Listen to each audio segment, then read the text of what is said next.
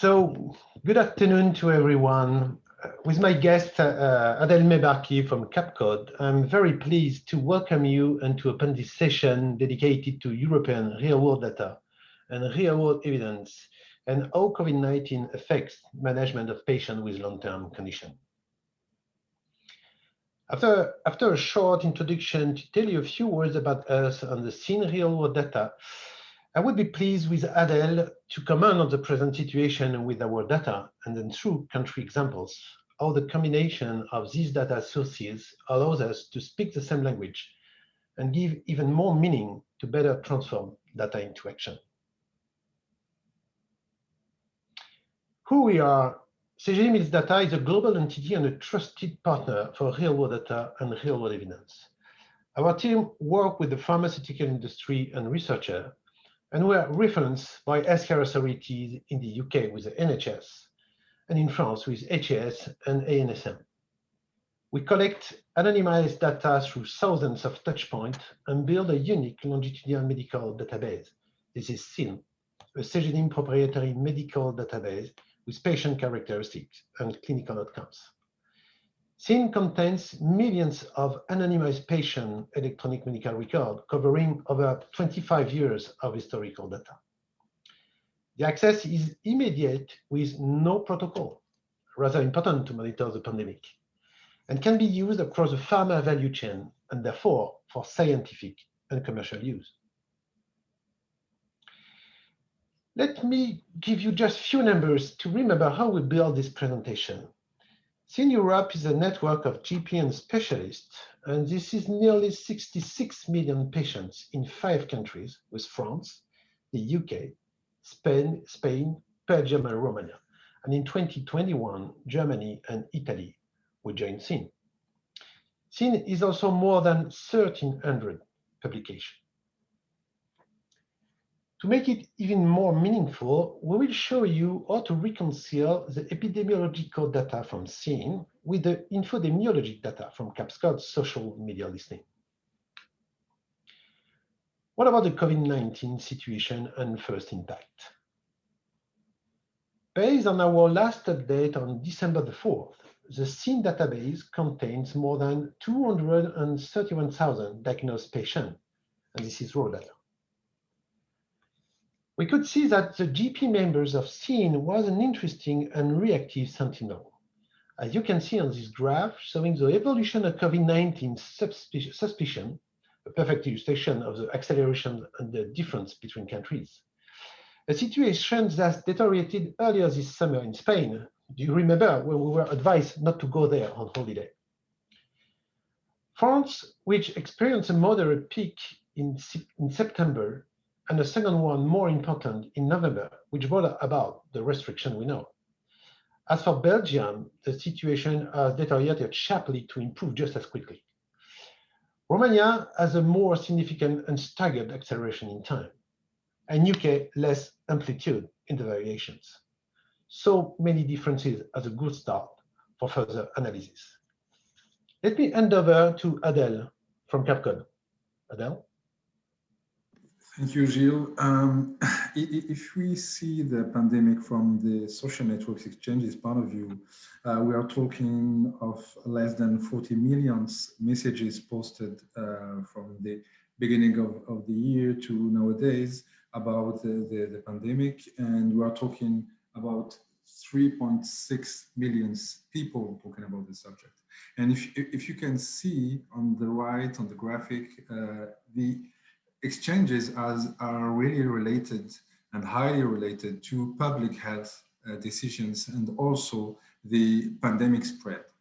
And if I can give an example of the link between exchanges on social networks and the pandemic spread in the next slide, we worked with the World Bank and the CRI public laboratory here in France about combining the symptoms declaration on Twitter and comparing these symptoms to the emergency room visits linked to COVID infection suspicion.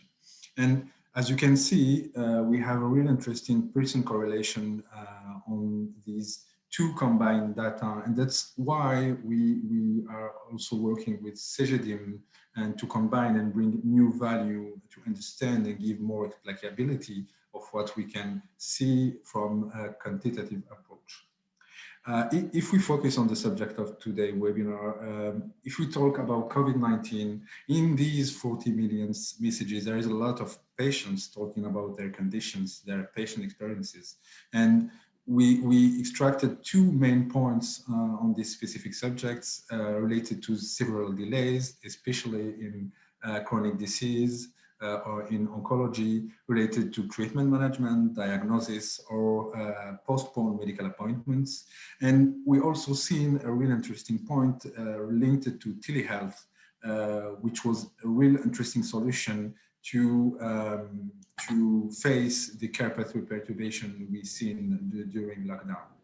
If we focus on teleconsultations, we've seen also a lot of patients talking about the positive perception of using these kind of tools, especially in mental health, as you can see. But that brings us also new typology of concerns from the patient's point of view, especially in terms of confidentiality and medical errors.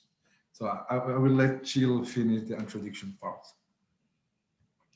Thank you, Adel, for the transition.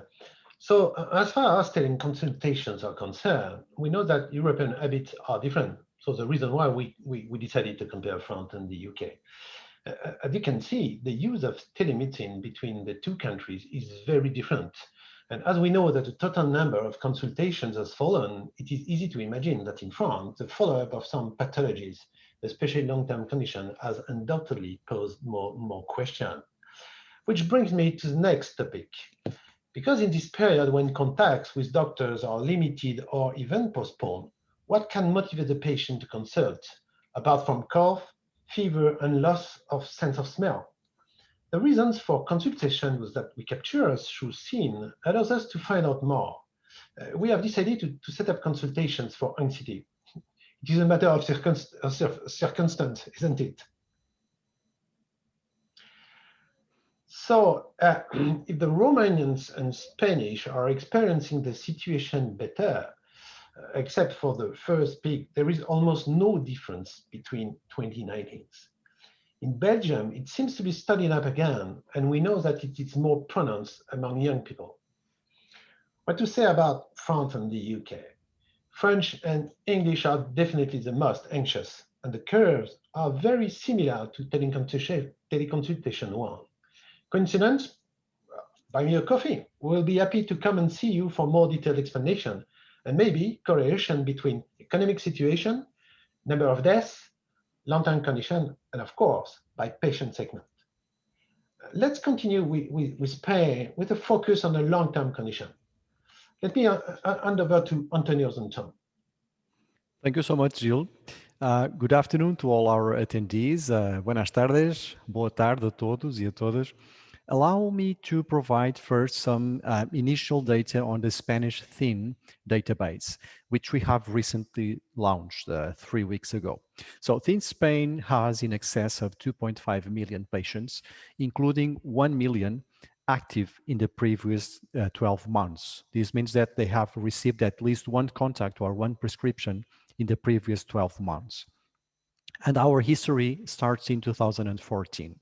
Our THIN Spanish database includes 2,000 GPs, 2,000 specialists, and more than 300 health centers and hospitals. And we have the ability to trace the patient pathway between primary and secondary care with a unique anonymized patient's ID. And we also have access not only to prescriptions, but also to dispensing information associated to that prescription. Regarding heart failure, there are almost 15,000 patients diagnosed with heart failure in our database in Spain. And these are, of course, both male and female, with a slight predominance of female patients, and have, on average, 75 years old for ladies, and slightly above that for men. The two main diagnosis codes are heart failure and congestive heart failure. In this slide here, we present further detail on the top 10 presentations in terms of number of cardiology drugs associated with a heart failure diagnosis. And we can see, for instance, that we have almost 14,000 distinct patients diagnosed with heart failure who have received furosemide 40 milligrams in a 30 pill box since January 2020. In the next slide, we present the split by specialty, considering the origin of the prescriptions, again associated with a heart failure diagnosis. And we can see that GPs originated on average 4 out of 5 prescriptions, and then cardiologists with 6.4%, and internal medicine specialists with around 5%. So we can say, in a summary, that for heart failure, approximately 80% of the prescriptions have a primary care origin. And as stated previously, we do have the ability to follow those patients between what happens in primary care settings and what happens in hospital settings, given that there was a prescription at the hospital. On the right, we can see the detail of the top 10 most prescribed drugs by specialty. We don't see here a significant difference with all these products crossed by specialty, except perhaps in the case of simvastatin, where GPs have a slightly higher weight on this analysis. Now we look into the main comorbidities associated with a heart failure diagnosis. We start with COVID-19, and where, except for a percentage of cases among younger heart failure patients, the global prevalence is relatively low, and it is around 6%. Hypertension is, as expected, the most prevalent comorbidity among these patients, as it is a cause of heart failure. More than 64% of the patients with heart failure from 60 to 99 years old also have been diagnosed with HTA. And in fact, in a recent study called Diabetes in Spain, we can see that HTA prevalence among the Spanish population is indeed very high. It's around 42.6%. As we can see, diabetes is another big comorbidity for heart failure patients, especially among patients between 50 and 89 years old. Finally, obesity is another big comorbidity among these patients, especially in the age groups of 50 to 79 years old.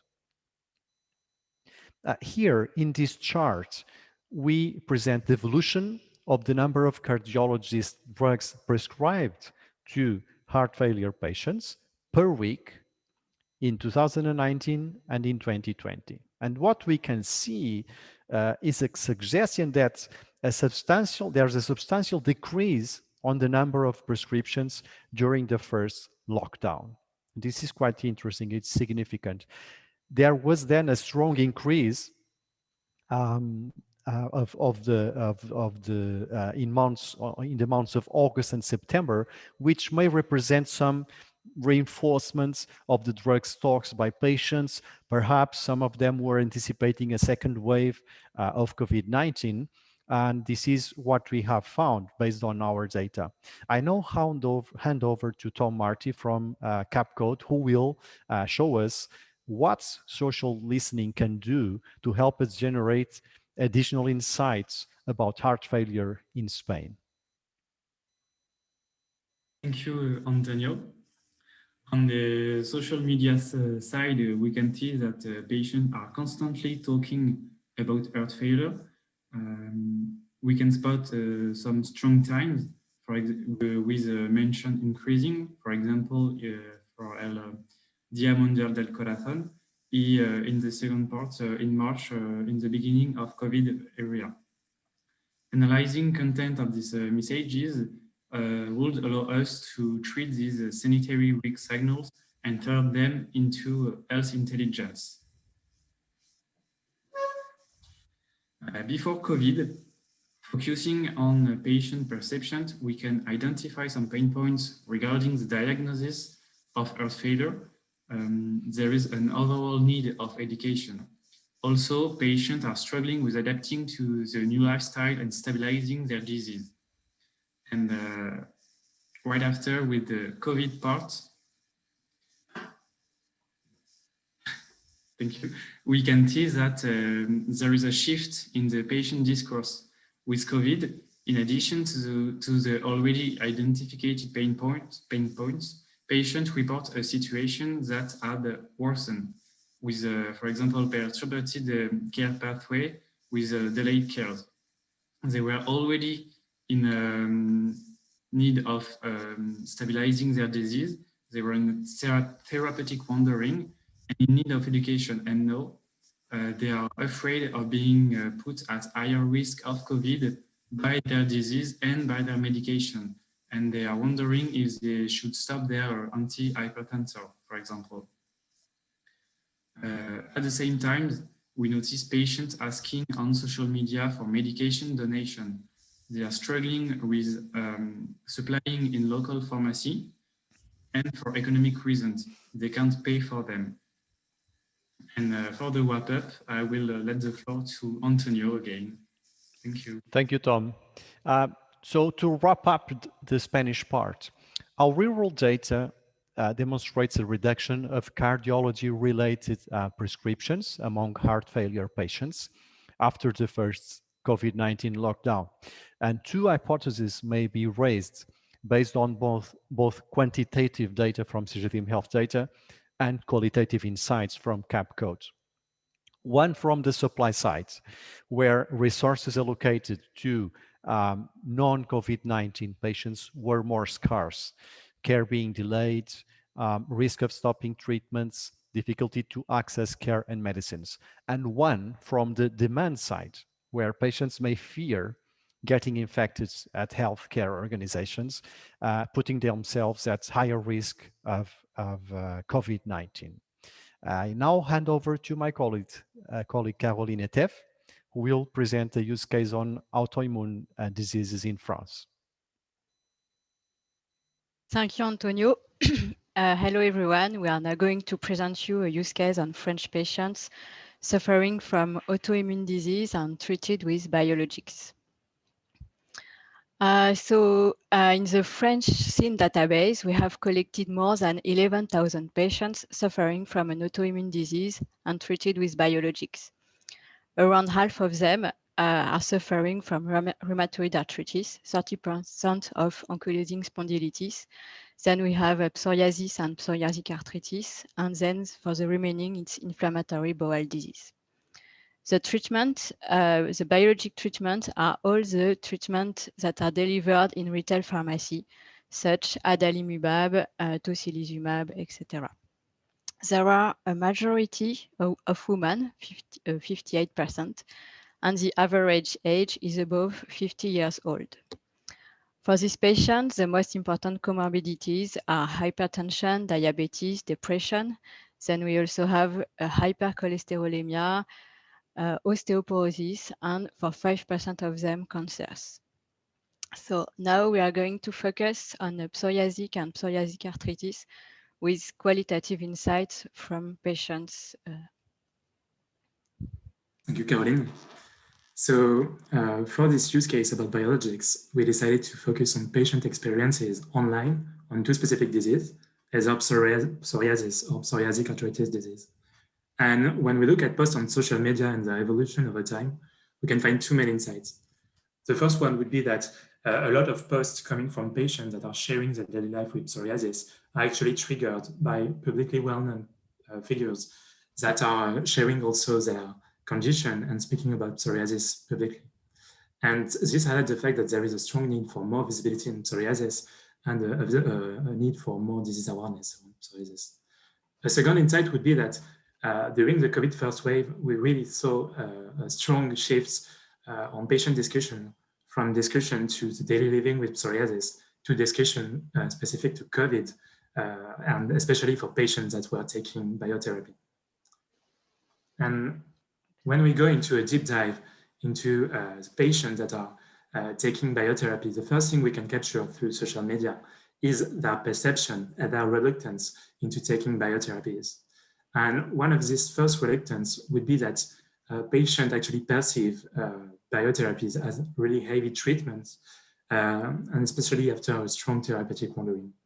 They also fear adverse events, and especially they think they are really at risk of infection, and this is really increased during the COVID area.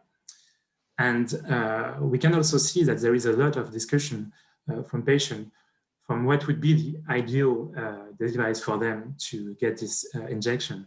Is it a syringe? Is it a pen? And just before handing over to Caroline to speak a bit more about how COVID has impacted prescription on biotherapy, I would like to do a quick focus on the fact that despite effectiveness of biotherapies, we can also find a lot of patients that are actually speaking of long-lasting psychological consequences after with this kind of disease. And for example, here on insight number 4, you have an example of a patient that no longer have plaques of psoriasis, but she's feeling like a former obese guy who look at himself in the mirror and still sees himself fat. Thank you, Simon. So now, what are exactly the impact of COVID-19? The first impact that we can see is on the prescription evolution in 2020. So before the COVID period, we had around 13,000 prescriptions per month, with a dynamic of prescription of around plus 10%. This trend shows that this dynamic should have been maintained in 2020. But a growth slowdown has been observed in 2020. The number of prescription of biologics for patients with autoimmune disease is divided by 2.5 on the 9 first months of 2020 as compared to the last year. So we still have a growth of prescriptions of biologic, but not at all the expected growth. So how can we explain this trend, this slowdown? Two elements allow us to understand this. The first one is the type of prescription. There are less repeat prescriptions in proportion. Indeed, you can see on the left graph that the repeat prescription in proportion has decreased, and the initiation of new biologic treatment have taken a larger place in the physician activity, 31% in 2020 versus 29% previously. The second element that explains this trend is also the generation of prescription. You can see on the right graph that less consultation have generated a biologic prescription in 2020 because we have 54% versus 60% last year. Then, to go further in the impact of COVID, we have compared two cohorts of patients. The cohort 1 includes patients with autoimmune disease and biologic treatment during from September 19 to February 2020. The cohort 2, which is a cohort control, includes patients with autoimmune disease and without biologic treatments. The second cohort is matched with the first one with a ratio of 1:1. The matching is based on several criteria: age, gender, history in sin, and history of the disease. So we have included for each cohort 396 patients. There are a majority of males, 66%. The average age is 54 years old. The history seen is between 6 and 7 years, and the history of the disease is between 3 and 4 years.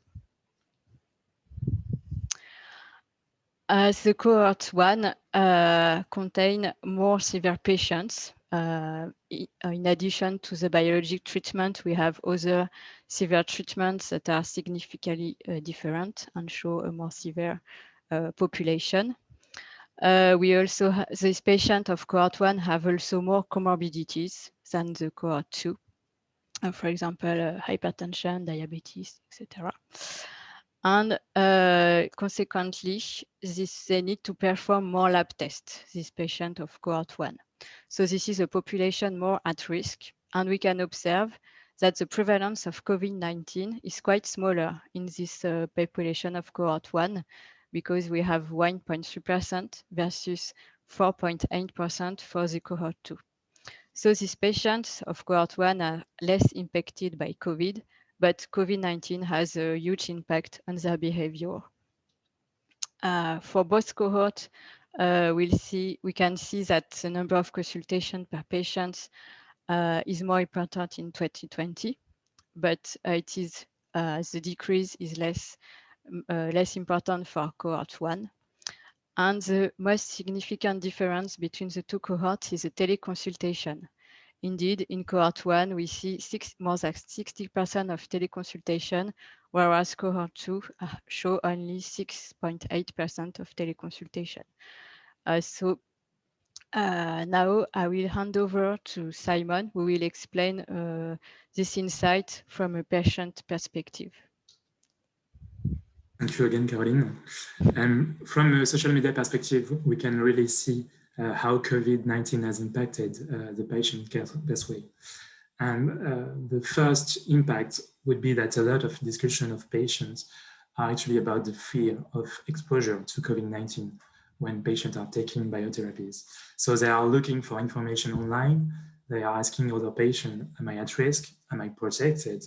And some patients really express the feeling that in the end, nobody really cares about them and they are feeling alone against COVID-19. What we can also see is patients testifying of delays in initiation, in treatment, also treatment adaptation and discontinuation. And those adaptations can either be done with or without HCP guidance. And when discontinuation and adaptation has been done by patients, they also report sometimes relapses. And yes, so you can really follow through social media how COVID-19 has shaken up the patient care. And now I'm going to let Caroline wrap up.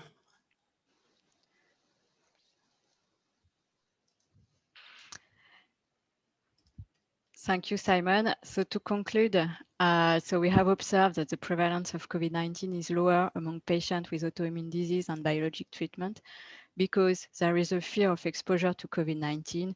They have a lack of information. They are doing more teleconsultation. In parallel, the impact is important because there are less repeat prescriptions, there are delay in initiation, and they consult less their doctor. In addition, the doctor adapts the treatment or stop it. And this has as consequences that it can be some disease relapse especially for those who stop the treatment. So I will hand over now to Stephanie and Dionisio for the UK use case. Thank you, Caroline. So yes, so now if we change countries, we're going into the UK for studies, and on the cap code side, what we wanted to present to you is what is happening on social media in the UK. So we wanted to study diabetes, but specifically type 2 diabetic patients taking SGLT2 inhibitors because there is a common receptor with COVID-19. And so if we follow the trend of messages over time, we don't see a big volume change before COVID-19 and after COVID-19. The trend seems to be quite equal. The only spikes that we see are related to study results, drug approvals. So here it's Farxiga being approved by the EMA and then by the FDA. And the biggest spike in 2020 is seen on information shared about a cluster of type 2 diabetic patients in India that respond better to SGLT2 inhibitors. So if you want to see the topics and stay at a macro level, before the COVID-19 crisis, we had mainly patient online testimonies.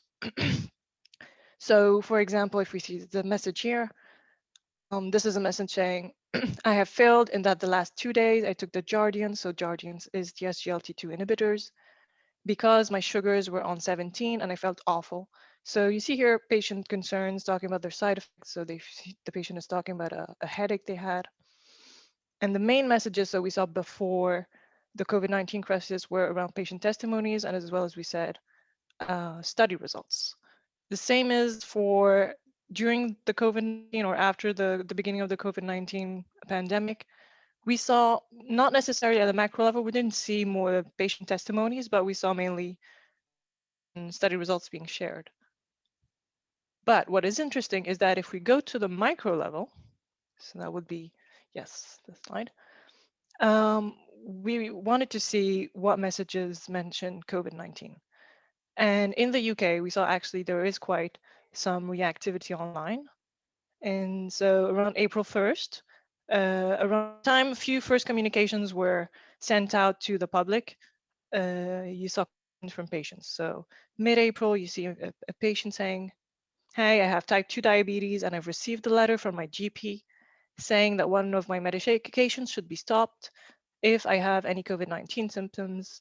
Same goes at the end of April and still until August. Patients not understanding really exactly why their doctors or GPs are communicating to stop their medication or not. And so what we saw is that there wasn't a lot of clear institutional communications only until end of September. And so there were some communications and there was reactivity online from patients. And so this study can be completed by another type of data analysis that can be actually quite reactive. So we had here an early detection of signal, and we're going to see with Dionisio and his study how this can be completed. Thank you, Stephanie.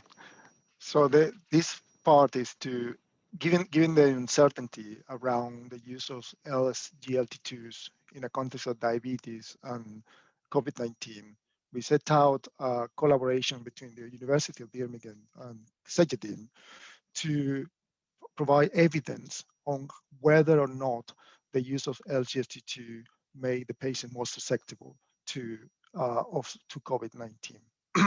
The following slide presents the design and execution of that study.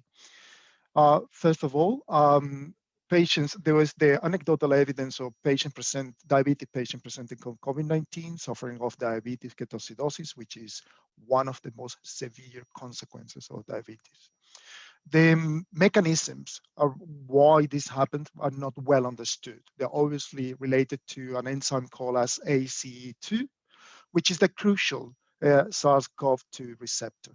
Also, the SGLT2 inhibitors are known to have an effect on the activity of ACE2 enzyme, and therefore, in the context of on a diabetic context and the COVID-19 pandemic, it was warranted to study whether in primary care these medications should be continued or stopped. For that, the University of Birmingham and Cegedim set out a study. In the next slide, we'll see the design of the study.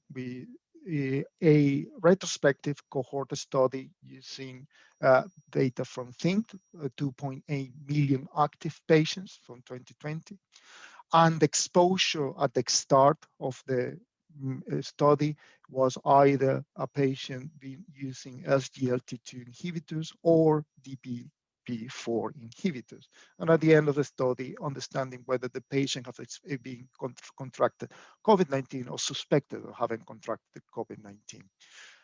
In the next slide, we see how this study was designed. With the two groups, the exposed and unexposed group, were matched over a large range of relevant covariates, from socioeconomic characteristics, lifestyle, metabolic profile, comorbid conditions, diabetes duration, and history of prescriptions or relevant drugs that were followed up from January to July, and a statistical analysis of a state-of-the-art calculated crude incident rates, and also estimated crude and adjusted hazard ratio to establish whether these patients were more propense to catch COVID-19. In the next slide, we see how you sift to the data to create these two cohorts. One cohort in patients that use solely SGLT2s versus DPP4s, And the second cohort, cohort to the bottom of the slide, the patient that use a combination of SGLT2 inhibitors and DPP4 inhibitors. Both of these two cohorts compare to a cohort using DPP4 inhibitors solely. In the next slide, we explore, and in the study, we explore all the baseline characteristics, the breadth and depth of the possibilities that thing can offer, from socioeconomic, sociodemographic factors to metabolic profile, to lifestyles, medications, and comorbidities, offering a fine-grained assessment of how these two cohorts look during the start of the study and their evolution. In the next slide, we see the results. Customarily, this is shown as the plot that you see in your slide. If these two, at the beginning of the slide, at the time 0, it shows whether the probability of not remaining COVID-19. As you evolve in time, you will see whether the probability of not having COVID-19 or remaining disease-free decreases. In the first column of plot, we see the unmatched cohort. This is analyzing the data without adjusting for the relevant covariates, age, gender, lifestyle. And on the second column of plot is the matched cohort, where these differences seem to disappear. When we look at this result, we conclude that there is no evidence that in primary care, there is a increase in propensity of type 2 diabetes patients using SGLT2 to catch COVID-19. In the next slide, we provide the main findings of the study. First of all, that this, to the best of our knowledge, this is the first study and peer-reviewed study looking at the SGLT2 and susceptibility to COVID-19 in type 2 diabetes patients. We found not significant association. The information regarding which specific glucose lowering agents can be used to safely manage patients in the midst of the COVID-19 is currently limited. And the purpose of this study is to enrich the literature in this regard. The current recommendation of stopping SGLT2 inhibitors treatment when a diabetic patient is admitted at hospital remains. What this work have provided is clarity on how to manage patients in the primary care context. Very important is how this collaboration shows how a real-world data can address important questions in an expedite and cost-effective manner with using a strong bond between academy and industry. In the next slide, I'd like to provide you with a reference to the study and acknowledge most of all the work from the University of Birmingham, the senior author, Dr. Krish, who was instrumental in bringing this study to fruition. In the next slide, I will like to wrap up the messages. One is that the recommendation of stopping SGLT2 inhibitors for type 2 diabetes patient COVID remains. There were not significant association and the management of patients disease free of COVID-19 in primary care should continue to use these medications. And there is no evidence to stop them.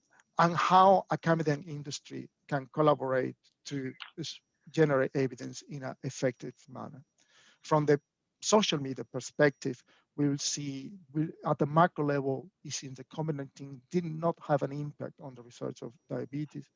That patients' fears were detected near real time with a potential increased risk related to COVID-19.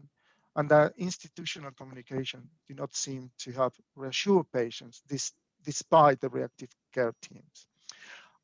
With this, I will hand over to Gilles for some closing remarks. Gilles? Okay. Thank you, Dioniso. Thank you, Stephanie, and thank you to all speakers. Do you remember the question we asked at the beginning of this session? And what can we retain from the different presentations? The real world data seen gives a medical and recent insight into the situation. Definitely that is essential in the case of this pandemic, where we are monitoring the acute phases and the impact on the behavior of chronic patients, but also on the pathology themselves, and therefore the setting up of observational cohort. What about Spain? COVID-19 appears to have had a substantial impact on the number of cardiology-related drug prescriptions. It's what we have seen in the significant reduction of prescription during the first lockdown. Qualitative insights from CAMCOD help understand this may have happened due to shocks from both healthcare supply and demand. In France, the impact of the pandemic on patients with autoimmune is important, even if the prevalence of COVID-19 among them is low. Less visits to the physician and more teleconsultation. But you remember, patients live in the fear of being infected, and their treatment can be modified or stopped, which has a medical impact. In the UK, when combined, data from scene at Cegedim and social media listening at CAPCODE can allow for an early signal detection, given latitude and reaction time for involved stakeholders to adjust their strategy. So it's time for wrap up. So thank you for your participation on this short European journey through qualitative and quantitative data, from counting to advanced analytic and publication. We hope it will give you more ideas for your analysis and future actions. We will be happy to share the presentation with you and, if necessary, make an appointment to discuss the topic of your choice in more detail. We're looking forward to seeing you next year at a new European presentation, maybe with the first insight about vaccination. We will let you know at a later date. So it's time for me to wish you a Merry Christmas and a Happy New Year. Thank you to everyone, and take care.